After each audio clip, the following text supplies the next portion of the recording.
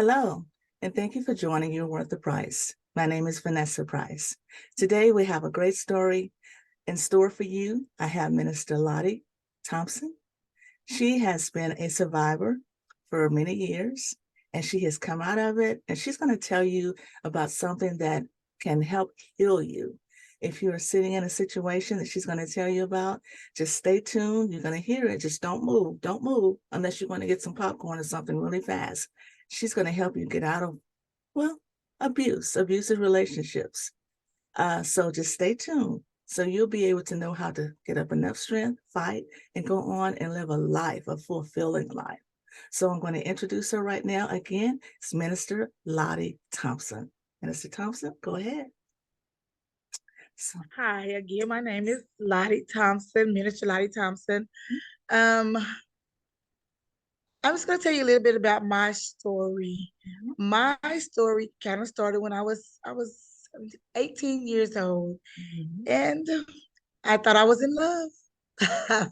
Fell in love, and Y'all he do. was 6 years. Yes, he was 6 years older than myself. No, he was 7 years old, and I met him at a club in Arlington.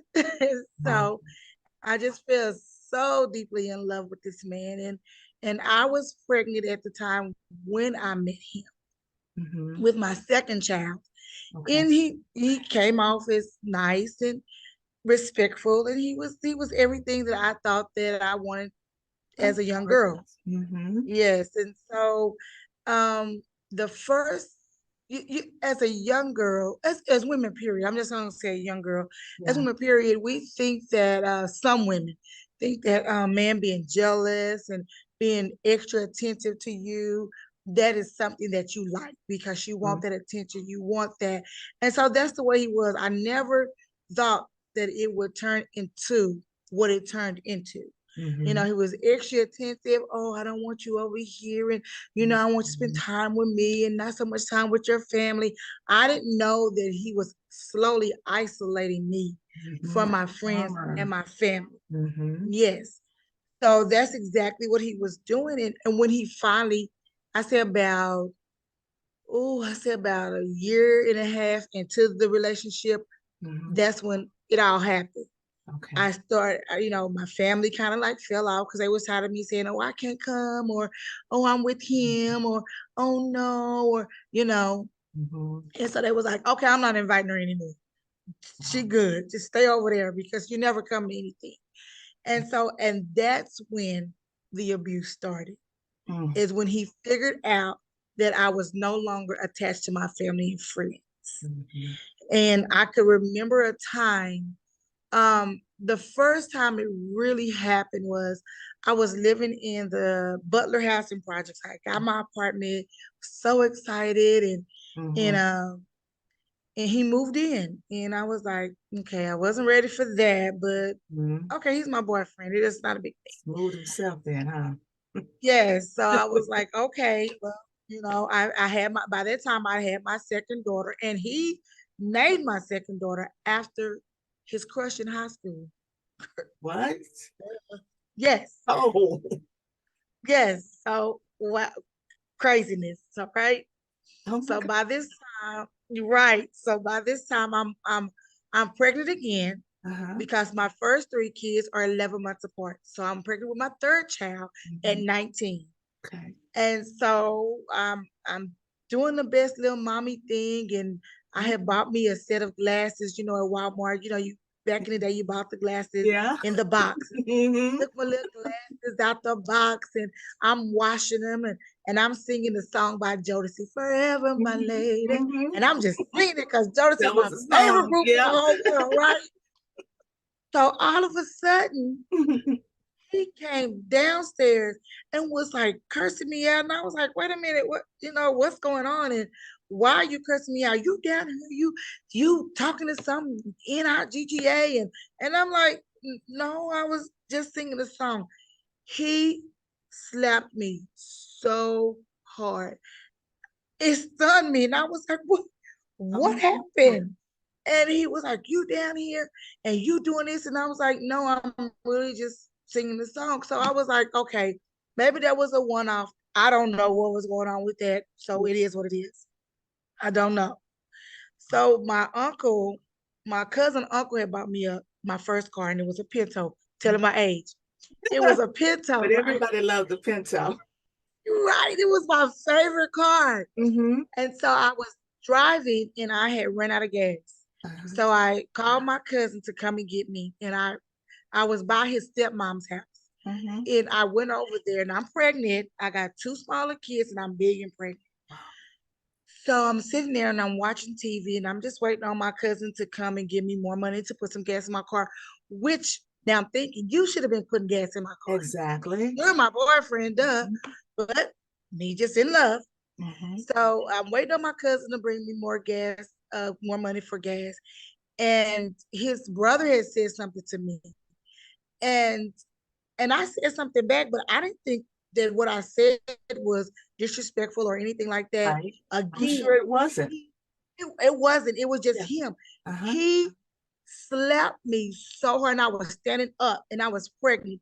He slapped me, and I just fell to the ground. And again, I'm pregnant. I was like, in front of everybody? In front of everybody. His stepmom didn't do anything. His brother didn't say anything. Nobody said anything. They just That's not good at all. They kind of just was like, okay, they knew that this was him. I didn't know that this was what he did. I didn't know that at all. And so it just it continued to go on and oh my God. Everywhere we went, he had to be in control of me. If he wasn't in control of me, he would lose it. We was at the club on Riverside. Was it on Rosedale in Maine? Okay. And it was called the Cabaret. Okay. And I went there, and he kept telling me, "You better not go out. You better not." And my cousin, which is my pastor now, she's my everything. She's my favorite cousin. She's my pastor. She's my everything. So she was like, "Girl, you going. I don't care what he said. You're going." And I was like, "No, please don't make me go, because I know when I come home, I know what I'm gonna have to deal with." She was like, "No, you are going. All your family gonna be there. You're fine. You're gonna be safe." So I went, and he came. No, he was at the club already, and he was dancing with a girl, and they were like dancing, not, they were. And so I'm looking like, oh, so this why you didn't want me to come here. And my sister had let me borrow a dress. So I had this cute little tight dress on. Again, I was 19. I was little petite, 130 pounds. And he said, "You go outside." And I was like, "What?" He said, "Go outside right now." He was pushing my head and made me go outside. What? He tore that dress off of me in front of the club. Excuse me? Tore the dress off of me. Yes, ma'am. And luckily, my cousin, my older wife, yes, the older cousins were there. I had 2 cousins that was there. They were my older boy cousins. He ended up getting into a fight with both of them. They fought him one by one. He got into a fight with them. Then he left, and when he got his start-off shotgun, oh my God, and he shot up their car. They barely got away with their life. Oh my God. It was like a recording. So I was so scared to leave. Yeah. This is what I would tell women. I was so afraid to leave. I didn't know if I had a safe space. But when you think you don't have a safe space, you always have one. Yeah. Don't turn your back on your family for a man. Yeah. Please don't, because that is the worst thing that you can do, because you don't have any allies. That's true. And I'm so happy that my cousin, which is my everything, this is what I call her for real. That's what we call each other. She never ever said, "I'm done." Yeah. She was always there to have that ear. She was, yeah, she always tell me, "I'm not leaving you. I don't care what you say. I don't care what you do. No, I'm not going anywhere." Because her mom and dad raised me and my brother. Okay. So she was like, "I'm not going anywhere. So you just gonna have to just probably just stop talking to me. Just forget about me altogether." And so I was so happy that I did not push. She did not allow me to push her away. Right. I was excited. She was my lifeline. And it with 3 kids, 19 years old, I had no common sense. I'm gonna say that. I had no common sense, because this was a learned behavior, because my mom went through it. Okay. So yeah. I thought it was love. Sort of like a generational curse. Yes. They call it, yeah. Yeah. So I thought that's the way a man was supposed to love you because that's all I seen. I seen it from my dad. I seen it from the boyfriends that she had. I seen it from them. So evidently they loved her. They was with her. Yeah. So Yeah. I That's what mean, you thought. Yeah. yes. So I'm thinking that this is what a relationship is supposed to be like, the ups and downs, the fighting, the twists and the turns. No, ma'am. That is not a relationship. That's That not is love. not how a relationship goes Mm-mm. at all. And Yeah. I'm a very advocate when I see a young girl that's going through what I'm going, I would talk to them and I let them know, honey, I was 19 years old That's good. and I had 3 kids and I had to get out. And this is how I got out. Came over to my house. Well, before he came over to my house, he came to my house and I had put him out. I was done. Put him out. That's good. That's We great. had this big tiff, and this time he came and I fought him back. I said, this time we moving furniture because I'm done. This is the last time that you jump on me. This is the last time I ever. He never would hit me in my face. He would always hit me in my body because he didn't want anybody to know what he was doing to me. So I never had a black eye, never had anything was wrong with my face. My body was just bruised. He would sit on me and just just beat me. And that's the way he did me. Yeah, he would sit on me and he sit on me when I was pregnant, sit on me and just beat me and beat me. Oh my God. And so he came to my house. I was like, Pat, I'm done. I just cannot keep doing this. I can't that I don't deserve it. I just don't deserve this life. So he left. And you know how I was cleaning up and I'm just, I listen to music when I clean up. I still do it today. Even at work, if I'm cleaning, I'm listening to music. So I'm not paying attention. So I walk in, he knocked on the door and I just walked to the door and I opened it up. And he pulled the sawed-off shotgun to my head. And he told me, if I cannot have you, nobody else can have you. And he pulled the trigger. Anybody knows a sawed-off shotgun does not jam. It does not jam. And my mom lived right behind me in the projects. And when that sawed-off shotgun jammed, my kids were upstairs. I turned around and I hit the back door. I was right and I was screaming, Mama, Mama, Mama. I know it. Oh, Jesus. And my mom, she's so scary. She was like, what is going on? And I was like, he tried to kill me. She was like, where the kids at? She didn't care about me. She cared about her grandbaby. Where my grandbabies at? I was like, they're at home. Just call the police. I knew that he wasn't going to do anything to the kids. He was going to do something to me. And so by the time the police came, he was gone. So they made me press charges on him. I call the police. I would call the police. I would press charges and I go, oh, I'm in love. I'm going to drop the charges. But this last time they said, no, you're not dropping the charges. The state is picking them up. We're going to find That's what I was going to say. Yeah, the state will pick them up. Yes. Yeah. And that's what they did. They picked them up. So this last incident, after that, the guys in the apartments, in the projects, they were like, we're going to get him. We're going to get him. We tired of him doing you like that. We're going to get him. And I was like, no, that's good. Oh, yes. But I'm in love. Oh, no. Right. No. And so I was in the house with my friends. And so I had to go get some diapers for my big mama. And I had to have diaper money. So I asked my friend Danielle, I said, hey, Danielle, can you take me to Stop 6 to get some money for it? I got to buy the baby some diapers. Now, mind you, I done had my third son by now. I done had Gerald by now. So she said, girl, sure. It was rare for people to have cars in the project. So I was like, yeah, I need to get a ride now. So I'm going down Lancaster. And I used to say something, but now that I'm wise enough, the Holy Spirit had me turn around, go back home. And I said, girl, just go back home. I can get the diapers later. I said, just go back to my house. Came back to my house. And if anybody knows, just Butler Housing Projects, Pork Chop Hill, you go up the hill, and I lived in the cul-de-sac right there. And when I came up the hill, it was police, ambulance, and everything on one side. I was like, oh, what did over here? Oh my God, it's always something, right? I pulled into the cul-de-sac and I look at my house. My front door is kicked in. And I just jump out the car and I was like, what in the world that happened in my house? I walk in my house, all my furniture is tore up, blood everywhere in my house. And I'm like, what is going on? Like, what's going on? And I was like, where are my kids? Where are my kids? And the other girl that was with me, Desiree, she said, oh, your mom has your kids. I said, well, what happened? She said, well, your baby daddy came. He got upset with some of the guys that were in your house, and because they were holding your son and they started fighting. And I said, okay, so what happened? She said, your baby daddy is out there on the ground. They shot him. Oh my God. And I said, what? Are you serious? But now, mind you, this is like I'm 5 years into the relationship, 5 years. So I know his family, like the back of my hand. I know his family. So I called my everything again. I called her. I said, hey, come and get me because they're about to kill me. Come and get me. She said, what? I said, get up out that bed. Come and get me right now because they hadn't found out what happened just yet.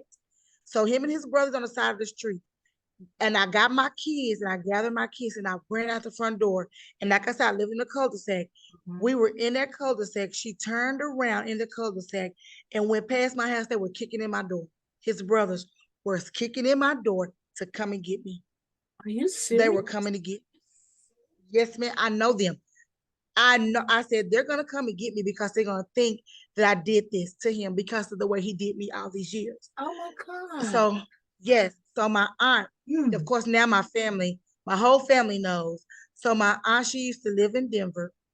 And by the time my brother had moved to Denver, she said, you leaving here. You leaving Texas.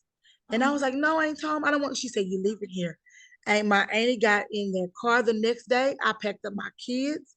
I never went back to that apartment. I never went back. I packed up my kids, the little stuff that we had. I had my mom go get some stuff. And her and my Uncle Tusi, they drove me to Denver, Colorado with my brother. And she dropped me off. And I stayed in Denver for a year and a half. I stayed in there a year and a half. I moved back and he died. Pat died about 10 years ago. But God is so funny. He's so funny. The year before he died, I was brushing my teeth and God said, you're going to have to take care of him. And I said, take care of who? And he said, take care of Pat. And I said, me? No, I'm done with that. He said, you're going to have to make amends. I can't move you to the next level until you make this mean. And I was like, God, are you serious? Yeah. Now I'm preaching by this time. I'm doing best work God and gave me. You hear me? I'm doing it. And I'm like, oh my God. By this time I'm divorced and I'm going through all these crazy emotions. Yes. So I go and I find him. And I took care of him. Wow. The whole year.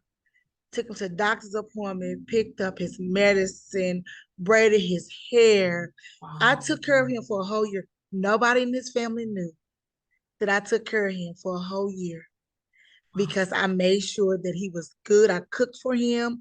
I did everything for him. And I was going to a women's retreat. And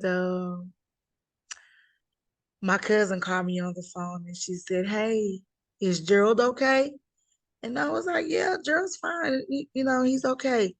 And she said, are you okay? And I said, I'm fine. I'm on my way to a women's retreat. And she said, well, Pat just died.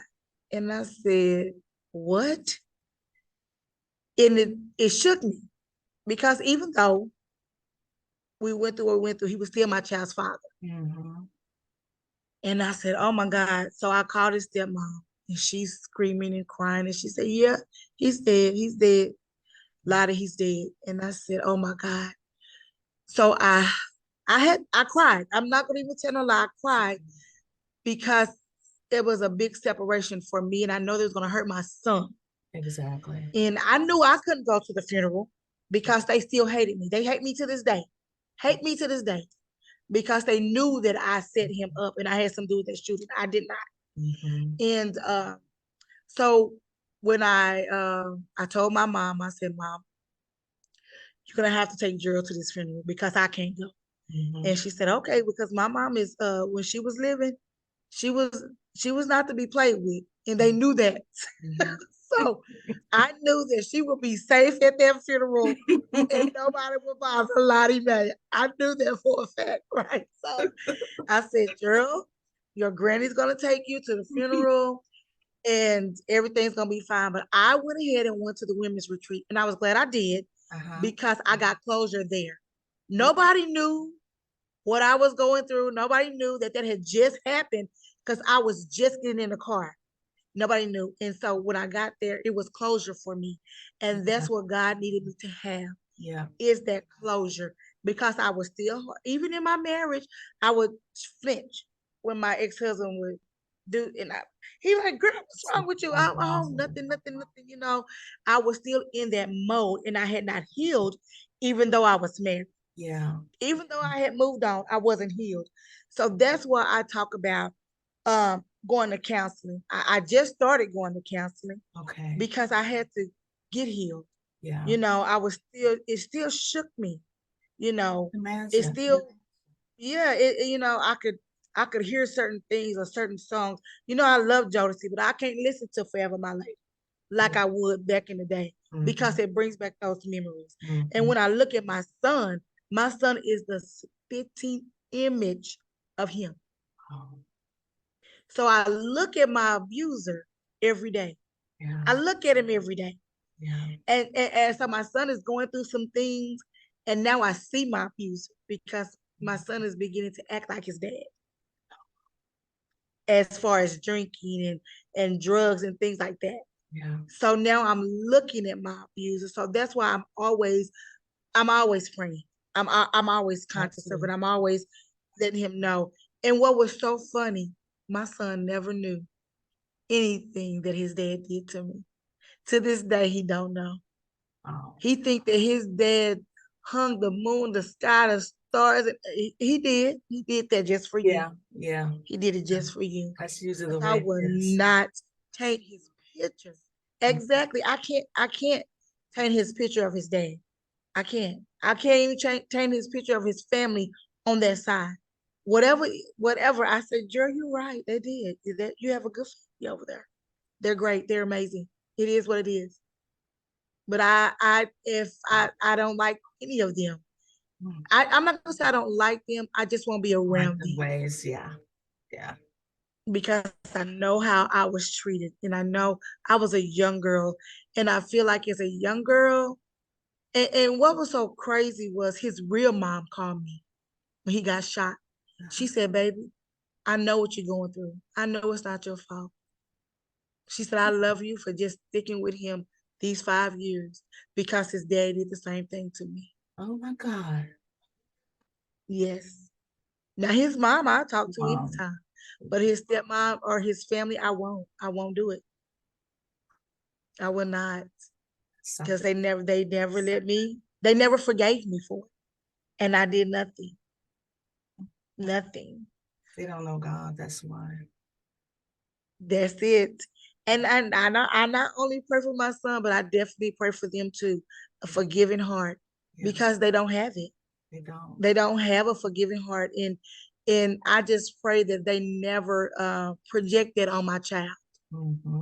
You know, because he's older. He's 31. Okay. But he loved them so. Oh my God, he loved those people. He loved them. And he has no clue. He has no clue how they feel about his mom. But I never told him. Tell him, you know, you could turn him against you.